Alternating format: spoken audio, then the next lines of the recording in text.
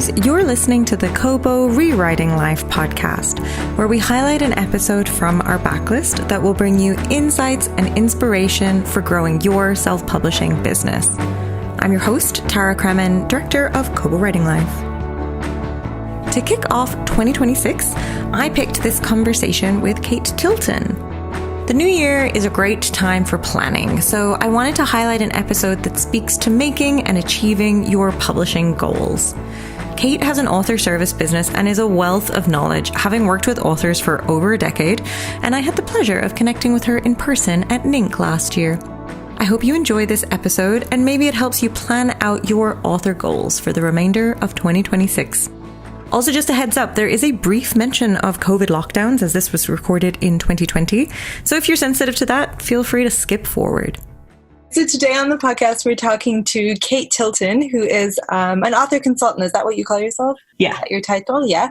So she's been working in the industry for 10 years. She did an interview with Chrissy 4 or 5 years ago. So a lot of you might have heard from Kate before. But we're really excited to have her back on today and talk a little bit about how her business is involved and about the kind of expertise that she offers authors. So thank you, Kate, for coming on today. Thanks for having me. Can you tell us a little bit about what you do and what your job is now? Yes.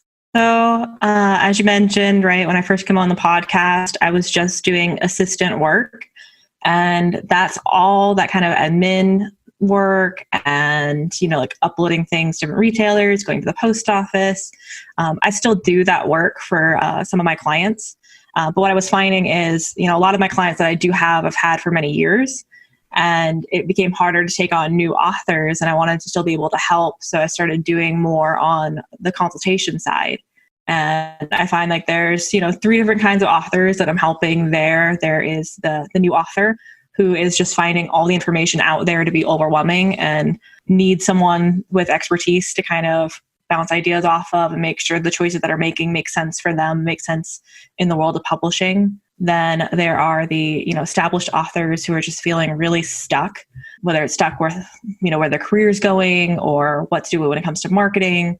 And they just need someone with experience to kind of talk it out and figure out what's next for them. And then I do monthly consultations, which can be either for new authors or established authors. For new authors, it tends to be someone who wants someone to help step by step throughout the process.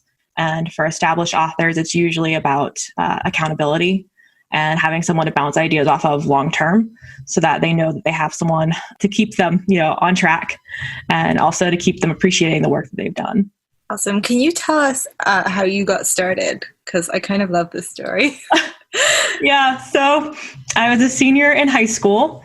I went to school in Georgia, but my family was in New Hampshire. So my mom was driving us home from the airport for Christmas break. And as, most teenagers do, I'm on my phone. And Twitter was, my jam back then. So I was browsing Twitter and happened upon a tweet from one of my favorite authors that she was looking for an assistant. And as a teenager I had the guts to say, well, could it be a virtual assistant? And she hired me for the job. So it was really, I fell into it. I didn't dream as a kid, like, I'm going to be an author assistant. I didn't know that was a thing. I think a lot of people don't know it's a thing still. So it kind of grew from there. That's really cool, though. It's really entrepreneurial. I don't think I did anything as interesting or as that when I was that age, or as spontaneous as saying, you know what, I can totally do that. Can I do it virtually? That's awesome. Yeah. And that job especially, it was just doing what I knew how to do, which I'm very good at organizing and details. That's my thing, my happy place. So a lot of that work initially was checking through the author's email.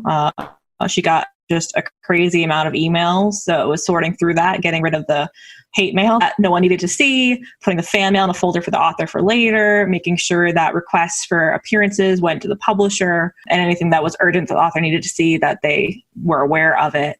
And then managing things like contests. And it was a lot of just, I would say administration managing. And then I got more involved in the industry, got more involved in different Twitter chats that were happening, eventually started to host those myself and continued to go to different author events and meet authors, things like BEA, I mean, we met at a publishing event. Mm-hmm.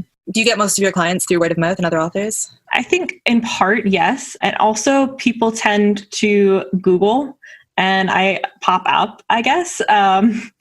And that's always interesting when you get an email that's like, I was talking to my spouse and they said, why don't you just look and see if there's someone that could help you with that?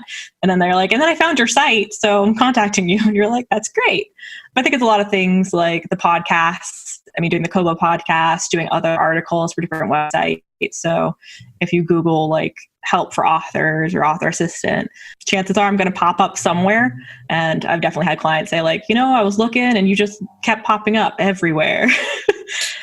We need to get some SEO tips from you then, because I think that's something that a lot of people want to have. I think a lot of that comes from though, just like building connections with people and not building those connections just because you're like, oh, maybe they'll put me on their podcast, but just because people are cool and it's nice to have those connections to people that in the industry. And then that does come from that. They'll be like, oh, I met Kate at this event and she's really cool and she does this. Like, why don't we have her on the podcast? Or, hey, like that thing, I haven't seen a lot of people write about it. When I started 10 years ago, there wasn't a lot of articles out there about author assistants, which I was like, well, we should talk about this. This matters. Authors shouldn't have to do it alone. And I'm here to help. And I know there are other people that are here to help. Like I knew other assistants. So I just started posting that wherever people wanted it.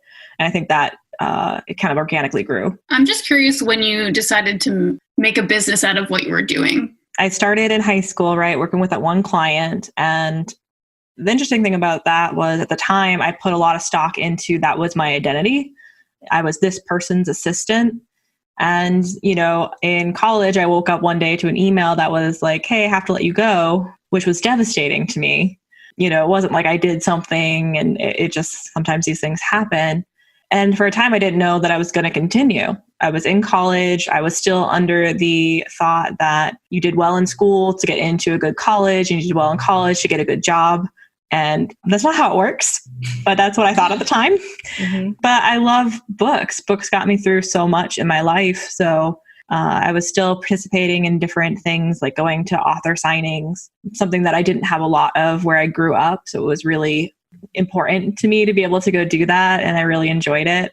And from there and talking to authors, especially on Twitter, I had a lot of Twitter chats that I participated in where we would talk about it. I ended up getting hired for another position working with authors. One of my other assistant clients, one of my first clients came from going to an author event, a traditional published author event where we did dinner after. And I was thinking maybe that author could hire me, but it ended up being the person that sat next to me was an indie author and she needed help and she hired me.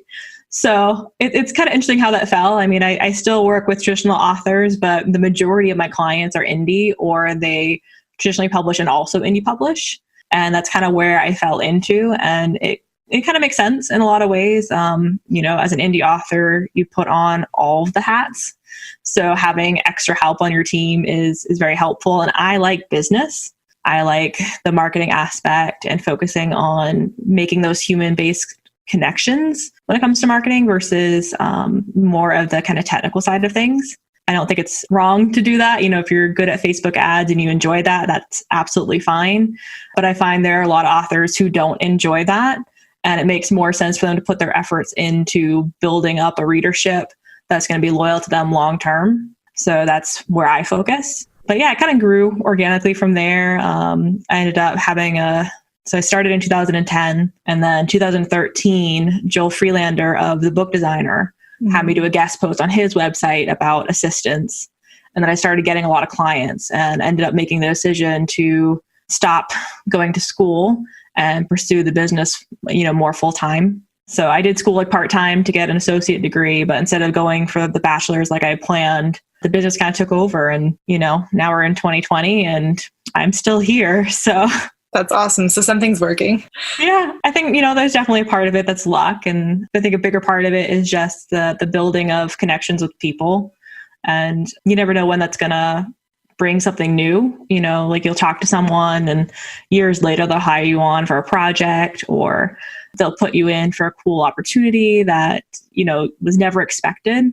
So that's always been the focus. Like why I like going to events is just to meet with people, especially when I can connect people to other people. If Kobo's like, hey, we really need an author for X, Y, and Z. And I could be like, oh, well, I know this person, they'll be a good fit. Like I love being able to make those win-win situations. I wanted to ask, 10 years in the publishing industry is basically a lifetime. And I'm curious about what has changed in your time in this industry and how has your business had to adapt? Yeah, well, so much has changed. I think one of the bigger things that has changed is the tools that are available for authors have changed. They're much better now. I mean, I remember when you couldn't do pre-orders for ebooks. That was not a thing. And it was something that we desperately wanted in the industry. And I remember having a conversation about that at a publishing event. And they're like, well, we can't do that because what if the author doesn't do the files and that's too much of a risk? And now look at us. You can do pre-orders for ebooks. I think audiobooks is going to follow in the next few years. So that stuff has been really cool to see. We have technology like BookFunnel and Vellum. There's so many more freelance editors and cover designers that are out there. So it's easier now to make a professional book than it was when I started. Mm-hmm. The challenge now is that it's harder to stand out from the crowd. When I started, if you were an indie author, if you could publish 3 books of really good quality that looked like a traditional publisher's book, that was enough to really set you apart. And now that's expected because the tools are there and they're relatively affordable. So I think even more so now, it's important to focus on building connections with your readers and growing that audience than even back then. What do you do with authors, or what kind of advice would you give to authors about building that connection with readers? So a lot of it is about just being a genuine human on the internet. Mm-hmm. But part of it's also this aspect of consistency. And I think there's, especially new authors, when they're getting into it, they feel like they need to be on every single social media platform that exists. And they can't do any of that well. It's too much for one person when they're starting out to do. I think even when you're established, it can be too much to try to manage all of these platforms and do it well. So my advice is typically to just pick one place where you want to be and get really good at that first before you expand into other things. And to make sure that you're looking at it as, I want to build a relationship with people. Because there's definitely I still see people that will, send me a newsletter that I never signed up for, or they'll send out, social media posts that are just like, buy this, buy that. And it's like, that's not how humans work. It's not how humans buy things. We do not like being sold to, psychology thing, like that's how we work. But we also love to buy stuff. So humans. Yeah. So it's a lot. We do, as I'm doing now. Yeah. And all the online shopping right now. Yep. It's a thing. But, when it comes to authors, especially because books are a form of art, it's not like a toothbrush, right?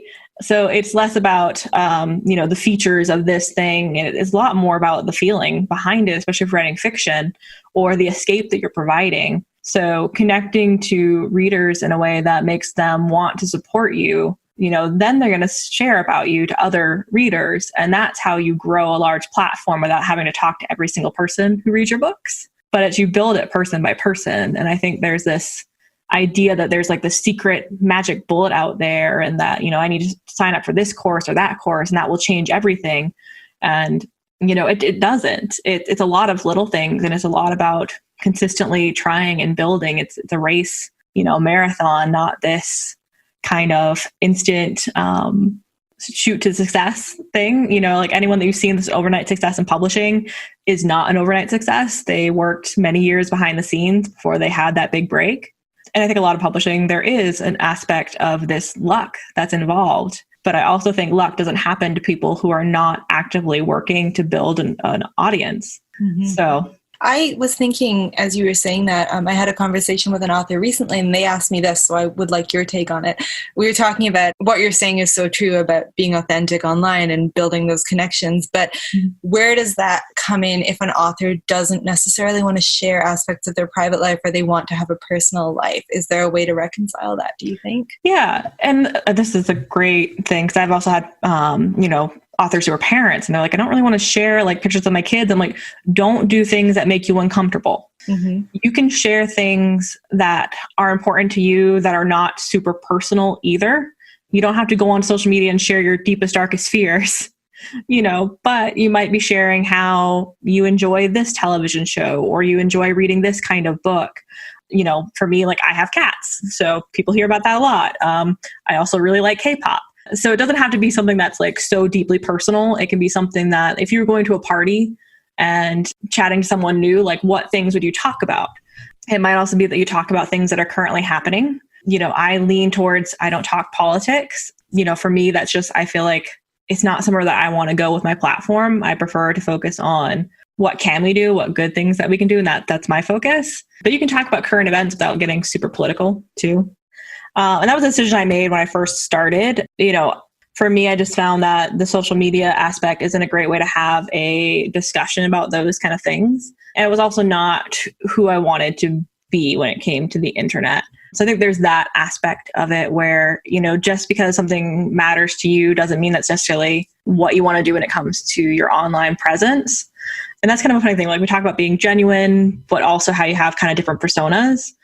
But that's how we are in real life too. You'll share different things with your family than you will with a stranger you meet on the street or with your work colleagues. So I kind of look at the online thing as similar. You want to share things that matter to you, but you also want to pick the things that you're comfortable sharing in that kind of a sphere, because online, things don't die. So you want to make those decisions of, okay, what am I comfortable with, sharing that does matter to me, whether that, and it can be things that, are personal, but are not so deeply personal, like the fact that you really enjoy tea or coffee or whatever it is. I mean, we're human and we connect over those things. I've connected with a lot of authors who are cat lovers. I had one person hire me because he was like, well, I see you love cats and I love cats and you like science fiction and I'm writing science fiction. So let's work together. Like that. I didn't feel bad sharing. I love that. Right. Yeah. And it's so definitely, I think there's a little bit of kind of experimenting and figuring out where you feel comfortable, but don't feel pressured to share things that make you very uncomfortable to have out there, because you don't need to do that to make a genuine connection. So I was just curious, this is kind of a 3-part question, but like what's been the most rewarding part of starting your business, the most challenging, and then the most surprising? So the most rewarding for me is always when I hear, I couldn't have done this without you, or, I was so overwhelmed and now I feel like I know what I'm going to do next. I love that. I love being able to help people. That's why I do what I do. So that really is the most rewarding. I think the most challenging thing is when you have people who expect that you can just fix everything. Like you have the magic answer and there really isn't a magic answer out there. That's always hard because I really want to help, but I can't move mountains either. And then the most surprising thing, I think the most surprising thing is how much, as someone who, like when I talk to people that are not part of the industry, how many misconceptions there are about how things work. You'll hear someone talk about how, why is this giveaway not international? And that might be, well, because in a traditional publishing situation, you can only put a giveaway out to the territories that you have the rights for. Why can't we pre-order audiobooks? And it's like, because that's not a thing that retailers allow for yet. So that's, I think, the most surprising is, the misconceptions that are out there before people get involved. Like, people are surprised when I talk about the New York Times bestseller list and how, that is a curated list, which means sometimes people who've sold enough to be on that list are not included in that list. I did not know that. Yeah. So they've definitely have on occasion, taken people off that list who've made the sales, or so the things like that people don't know. So they just assume, or if we talk about like a retailer struggling, well, someone will tell me that's not in the industry. Oh, it's because people don't read print books anymore. And that's not true. No. So you have, especially when you have like new authors who are coming in who don't know those things about the industry because, right, they have to do their research and start learning about it. And I mean, of course, there's the downsides too of the fact that there are companies that are out there who are predatory. I've worked with clients who have gone through that and, lost a lot of money. And then I try to help them as best as I can to recover from that. So that's probably the most surprising, is just the misconceptions. We've heard from a lot of authors in these chats about the mistakes that they've made in their career and how they learned from them. Is that something that has been essential for your career as well? It's a little bit different to being an author, but are there big mistakes that you've made? There are always mistakes, and I think it's also like you learn as you go with this, and I've also realized how people work very differently. So for me, way back in the past when I was first starting to work out, I used to work my hours and then get paid. I used to do free consultations. And as I expanded, it became obvious that like doing a free consultation didn't make sense for where I was in my career, and also took away from my paid clients, and I couldn't do all of it. So I had to start making them paid only. Not everyone's like that. Not everyone's at that stage. Same thing with payment schedules. Now I get paid upfront versus waiting. And for me, that's because this is my only income. This is my job. I don't have a husband who is, the main source of income, and then I'm just extra. So for me, I need to know exactly how many hours I'm working, because it's a quality issue. If I just say yes to anyone who wants my hours and then end up with too many, people aren't getting quality work because you're working 10-hour days or 11-hour days, and that's not good. So I think that's kind of, I don't say it's necessarily a mistake. It's just kind of a thing that you learn from, and you learn to adapt and as you grow into what works for you. I wanted to ask you about, so obviously right now we're all somewhat under lockdown with this COVID thing, and you've been putting together a list of resources on your website to share with people. Can you tell us a little bit about it? I mean, everyone is obviously stressed and kind of in this lockdown, but what I was also seeing every time I got onto social media was this person doing this really cool thing, this person really doing this cool thing. I mean, as much as there's, not good people out there in the world, I feel like overall, most people try to do the best they can and genuinely want to help their fellow human being. And I wanted there to be a place for people to find that, because it's very easy on like social media to see something, say that's cool, and then forget it later and not be able to find it later.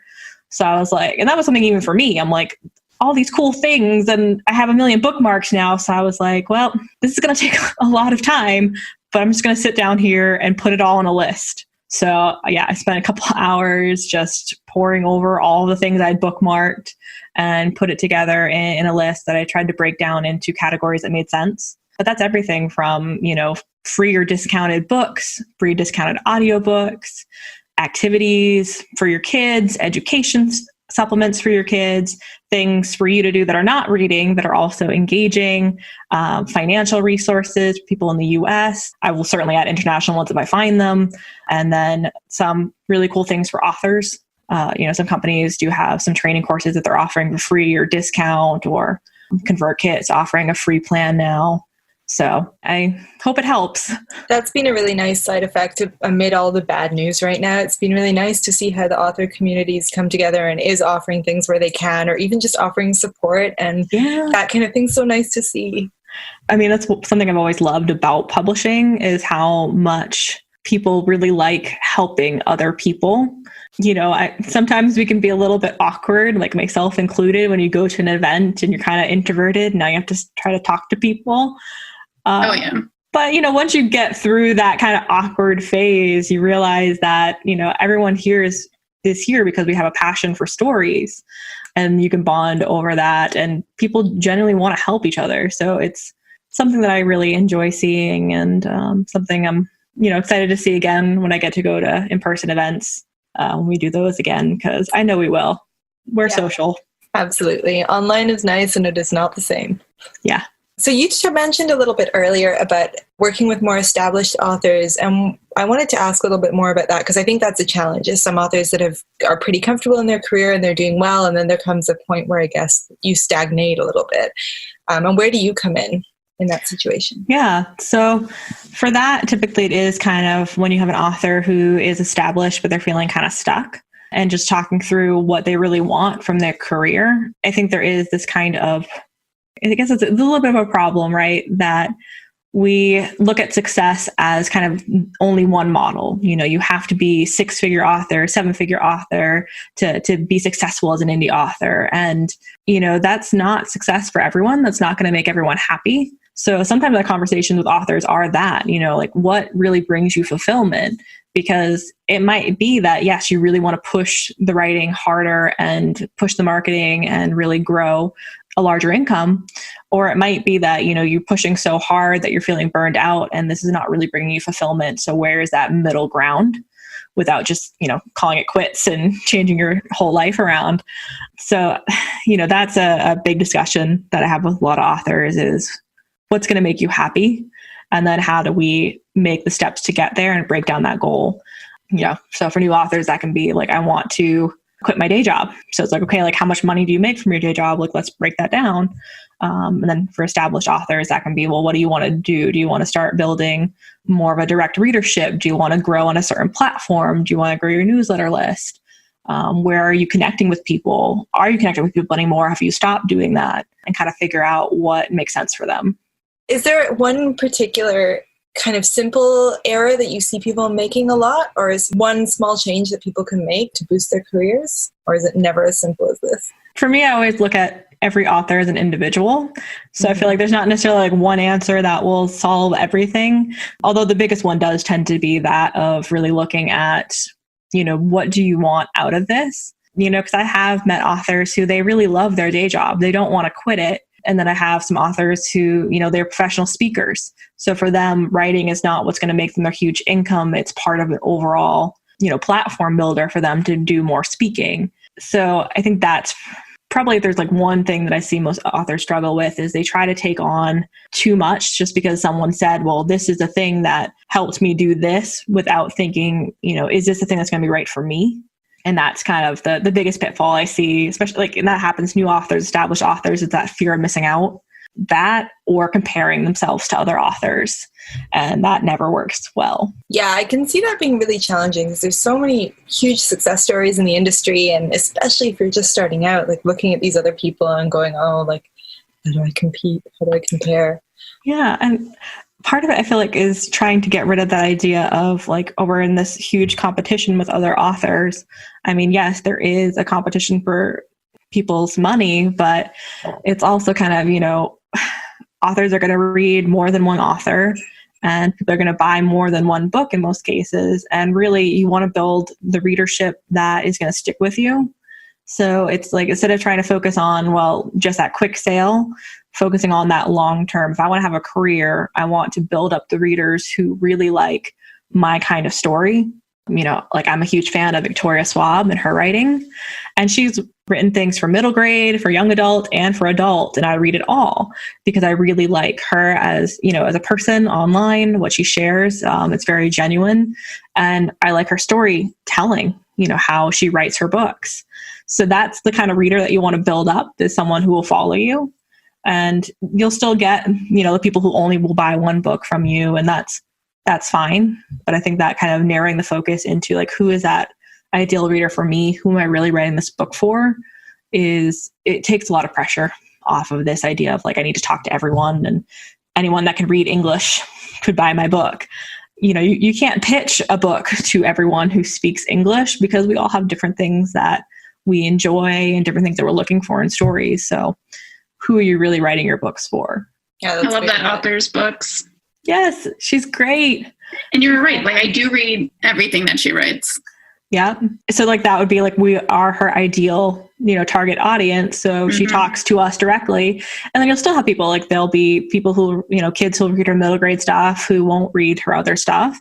People that only read the, the adult fiction, and that's fine too. But I think it's that aspect of, when it comes to marketing, I mean, everyone has probably heard this before, but finding your target audience, that is a thing.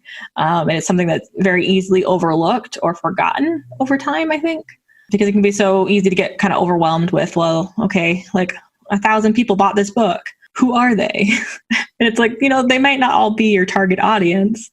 So kind of staying true to that when it comes to all the marketing, messaging you're putting out there. So social media, your newsletter, your website, what events you choose to attend, that helps you do the marketing, smarter. If you could give one piece of marketing advice to every author out there, do you have one? That is it. Find your target audience. And, for new authors or people that haven't done it before, it is a lot of kind of coming up with your best educated guess to start with, and then growing from there as you start getting readers and start getting reader interaction. So, as readers start emailing you back or you meet them at events, you can start to kind of refine what the target audience looks like. A lot of authors, I think, don't know really where to start when it comes to looking for a target audience. So I typically suggest to them that they check out the bestsellers in the genre they're writing and see what those authors are doing and what interactions they're having. You can go on any of the retailers, you can go on Kobo, you can see, who's the best-selling author in this category, what's the top 10. And most of them are going to have websites. That's going to be a thing. So you can then go and see, okay, like what social media platforms you can sign up for their email lists, see the kind of conversations that they're having with their audience. Particularly on social media, you can then also see, someone might be on, say, Facebook, and they post a lot, but they don't get a lot of interaction. And you can see that it's public. So you can see, are they getting likes on their pages? Are they getting comments on those posts? So instead of looking at just overall, like, well, they have, 10,000 followers on Twitter, but do they get shares and responses when they post things? Or is it just, kind of, I don't want to say fake followers, but just not engaged followers? Who are the people that should think about hiring an assistant? I find that people who are overwhelmed should consider hiring an assistant, and also people who don't want to do it alone. Same thing with, hiring a consultant. It's most people don't run companies by themselves, right? We work with people for many different reasons. So having someone on your team who understands what you're going through can be really helpful. I think we joke that half of my job is therapy, but it's true. There's a lot of kind of stress and emotions that go into publishing a book. You're putting out something that you've worked very hard on for a long time. There are going to be people that read it who don't like it and who leave nasty reviews. This is the reality of being a career author. Yeah, I think that's a great point, that people don't run companies by themselves typically. Like, I find whenever I talk to really successful authors who are doing so much and really they got into this because they like writing. So it's a lot. It's a lot to take on. Yeah. And I mean, my biggest concern with authors who are trying to do it all, especially when they get more and more established and they have more and more things on their plate. I mean, for example, if you have 50 books out and then you publish a new book and you want to go back through all your old books and mention the new book, that takes a long time, especially if you're talking about all the different formats. So you have it in, your ebook, and then you also have a paperback and you have a hardcover, and then you have it on different retailers. So it's like you take 50 times by 3 for every format, times by how many retailers you have to put it on. That's hours of work. And it's very easy to just burn out. And that's really hard to recover from. And, some authors they'll quit, or they just they'll get sick and have to take a step back. And that can be hard to recover from. So, and I've seen that in business too, where people were like, I was going so hard and trying to do so many things and do it on my own because I could do it, but I didn't take care of myself. And part of taking care of yourself is making sure you have time off. For some writers that's different from, meaning like I have the weekend off. Some writers really do well working every day of the week, but it is about I take my nights off. I make sure I'm sleeping well. So that's something to just be aware of, is looking at, how many hours are you really investing into this, and where are you taking your breaks? Are you getting enough sleep? Are you eating well? Are you having conversations with people who are not industry people, like friends and family, because that matters for your health. And where can listeners find you online? Everyone can find me at my website, katetilton.com. And then on social media, it's K8 Tilton. So I'm on, Twitter, Facebook, Instagram. Cool. We will share those links. Steph's favorite question of all. What have you been loving lately? It can be a book, a movie, TV show, anything. Oh, okay. So I'm addicted right now to Animal Crossing. And I'm so jealous because probably no one's surprised about this. Between that and BTS, that's how I'm getting through this quarantine. But I just got into BTS. To buy Animal Crossing. One of my friends bought it for me. He was like, that we can play together. And I've spent way too many hours building my little island because, I'm task oriented and I love having things to accomplish. Oh, I would totally like this game, and that's why I'm not even going to start. Yeah. I can tell I would like it. It's been a lot of fun, and especially with being able to visit friends that I can't see right now. A lot of my close friends also don't live near me, like they live in other states. So you being can able visit to them in the game? Yeah, you can visit them in the game. So that's been cute. nice to have like that kind of connection when we're so far apart. Is it quite relaxing? It looks like quite a relaxing game for these non-relaxing times. It's supposed to be. Okay. I kind of, Animal Crossing was designed to be something that is relaxing and slow paced.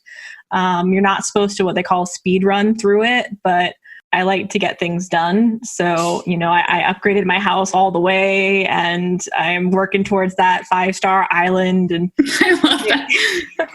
It's a thing. Like my friend was like, I'm so amazed at how far you've come through the game. And we have a Discord channel with her and some of her other friends who play the game. And they're like, this is your first time playing Animal Crossing? Like, I can't believe that. And I'm like, it's just because I played so many hours of this game. Like, promise.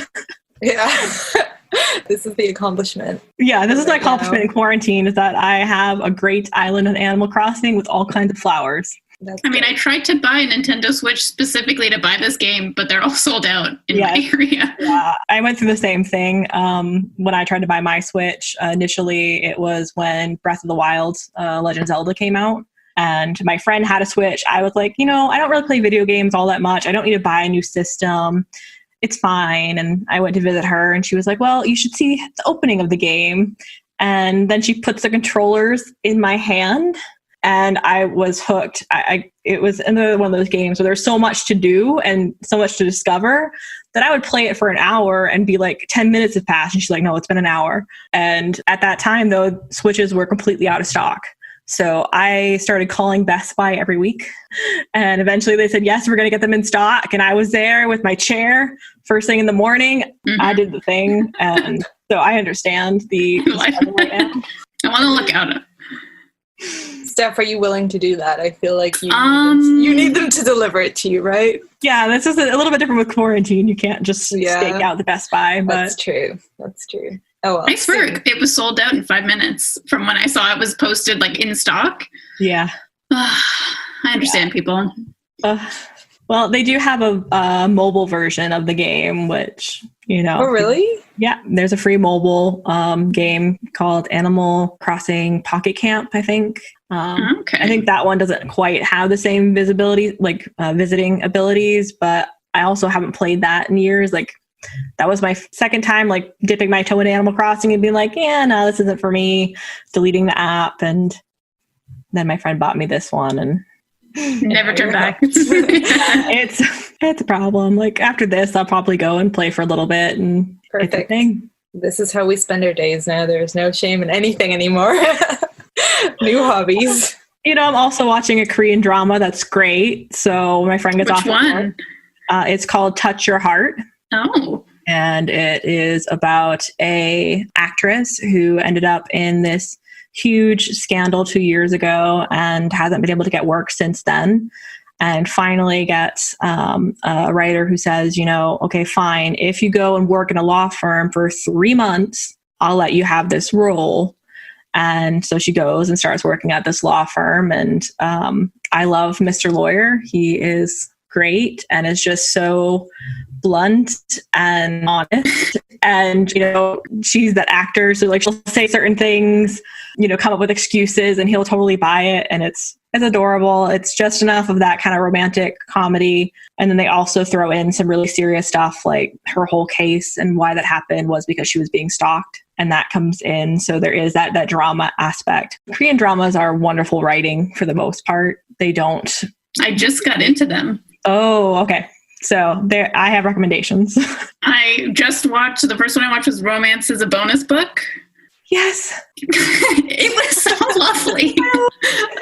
Yes, I love that. He's one of my favorite actors. That was his last drama. Not like last one, but like his most recent one. Okay. So kind of like, where's the next one? I'm ready. I've like started a problem because now I'm like, where do I go? There's so many out there. And there's so many. If you need a list of like, here are the ones that we've enjoyed the most, I will send it to you. I email you after that. Steph needs this list. Yeah, I do. Because there's so many different varieties. Like my first one was Boys Over Flowers. Oh, I've heard of that one. Yeah. Yeah. It's one of those things where like, probably going back to watch it now, I'd be like, wow, dramas have come a long way. But it's also one of those very classic. And that was Lee Min-ho, who's huge, another huge actor. And he just has a new one that came out on Netflix. So in Korea, they have to do military service for about 2 years. So he just got back from that, and his first new drama after that is going to be on Netflix. I think it already started, but I once watched a drama as it was releasing, and it was awful. It was like, that sounds the drama like was the great, but the struggle in between episodes was awful. So I have decided, like, I'm not going to do that to myself again because I was in pain and it wasn't worth it. And that was W, which was also Lee Jung-suk, who is the guy in Romance is a Bonus Book. So that's a good recommendation. Okay. Like him, he was in W, and that storyline is about a girl whose father wrote this kind of manga, like graphic novel, and the character in that story, and she ends up falling into that world. Like that's kind of every, I think, book lover's dream is to fall into your favorite book, and that's what happens in this drama. So that'd probably be a good one to check out next. All right, I'm going to have homework to do, but it's good homework. Yes, it's the best homework. So we're probably going to finish this one tonight. Me and my friend Sam, she lives in New Hampshire, so we'll just call each other and you go like 1, 2, 3 and start and then text each other through it. So it's a great way for us to be able to bond when we're not, in person together. And next one we're going to do is What's Wrong with Secretary Kim, which is another kind of funny romantic one. There's also K-dramas that get more on the serious side, but I'm kind of with everything going on, I'm like, yes, there's going to be drama in these, but I really want more of the like more happy leaning, funny leaning ones. So she's like, oh, that'll be great. Mm-hmm. That one's about a guy who's just very narcissistic and thinks he's the best thing since sliced bread. And his secretary wants to quit and he doesn't understand why. So that is the plot there. Yeah. So it's another kind of romantic, and we're kind of waiting for the Lee Min-ho drama, which is The King Eternal Monarch, I believe is the official title for that. Oh, yeah. To finish, releasing so that we can binge watch that, because we decided like we don't want to be, watching it and have a big cliffhanger and then have to wait a week to watch the next one. It's too much on the heart. Definitely. I love the drama, guys. It's just too much on the heart. Yeah, it's too much. It's too much. So like the night before, they broke up, which is the thing that happens in these dramas. And I'm like, I'm so sad. And then we watched 2 more episodes and they got back together. And I'm like, oh, I feel so much better. So it's definitely nice to be able to like keep watching if you get to an episode where you're like, I just need to know what happens next. And I didn't have that option with W, and it was torture. Like I love that drama so much, but oh man, I probably won't make that mistake again. Yeah, our brains don't like that anymore. We like consuming it all at once. Like none of this weekly program. Because I feel like with other things, it's less like dramas are designed to really leave you at kind of a cliffhanger or something that's like really serious coming up so that you want to continue watching it. And I find that it's very different from like American television where you'll have that on occasion, but I can certainly watch American television as it airs and be like, this is fine. Like I want to see what happens next, but I'm not like really, really sad that I can't watch that next episode. So it's also, I think for authors, that's going to be a really interesting experiment. Yeah, thank you so much for coming on. Anytime. Thank you for listening to the Kobo ReWriting Life podcast. If you're enjoying this podcast, please be sure to rate, review, and subscribe. It really helps us a lot. And you can follow us on socials. We are at Kobo Writing Life on Facebook, Instagram, Threads, and Blue Sky. You'll find all of the fun author memes on our social channels. This episode was hosted by Stephanie McGrath and Joni DePlacido, with production by Terrence Abrahams. Editing is provided by Kelly Robotham, and our theme music is composed by Tearjerker. If you are ready to start your publishing journey, sign up today at kobo.com/writinglife. Until next time, happy writing!